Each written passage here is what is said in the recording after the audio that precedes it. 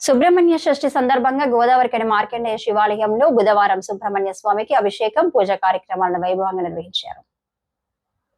ఉత్సవ కమిటీ అధ్యక్షుడు మంచికట్ల భిక్షపతి ఆధ్వర్యంలో ఆలయ ప్రధాన అర్చకులు రాఘవాచార్య మంత్రోచ్చరణల మధ్య జరిగిన ఈ ప్రత్యేక పూజ కార్యక్రమాలకు భక్తులు అధిక సంఖ్యలో హాజరయ్యారు.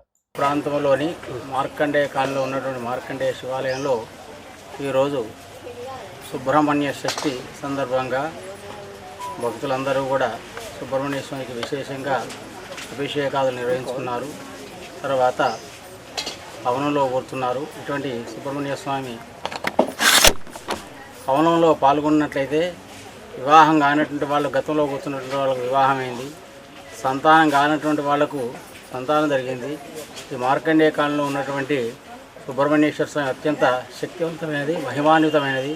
ఎవరు ఏ కోరికలు కోలుకుంటే ఆయా కోరికలు నెరవేరి అని చెప్పి వాళ్ళే భక్తులు స్వచ్ఛందంగా వచ్చి వాళ్ళు అనేకంగా వచ్చి వాళ్ళ కోరికలు నెరవేర్చుకుంటున్నారు. ఇటువంటి కార్యక్రమంలో ఈరోజు సుబ్రహ్మణ్య స్వామి షష్ఠి సందర్భంగా అనేక మంది విశేషమైన భక్తులు ఇచ్చేసి ఈ హోమంలో మరియు అభిషేకంలో పాల్గొన్నారు.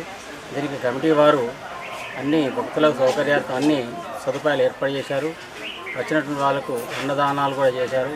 ఇటువంటి కార్యక్రమంలో పాల్గొన్నటువంటి వాళ్ళందరికీ భక్తులకు అలాగే కమిటీ వాళ్లకు తర్వాత వచ్చినటువంటి వాళ్ళందరికీ కూడా ఆ సుబ్రహ్మణ్యేశ్వర స్వామి అనుగ్రహం ఉంటుంది. ఆరోగ్య అష్టైశ్వర్య సంపద కలుగుతుందని కోరుకుంటున్నాను. ఈ కార్యక్రమంలో ఉత్సవ కమిటీ నాయకులు బండారి రాజమల్లు, గడ్డం రవిగౌడ్, తాటిపాముల రాజేష్, లెంకల రాజిరెడ్డి, బోయిన కొమరయ్య, ఆర్ఎస్ మూర్తి, ధార శ్రీనివాస్, సిరిపురం రమేష్, బొద్దుల వేణు, ఓదెల రాజేందర్, తోకల మల్లయ్య, స్వరూప, బత్తుల నారాయణ, గట్టయ్య, రవీందర్ తదితరులతో పాటు అధిక సంఖ్యలో భక్తులు పాల్గొన్నారు.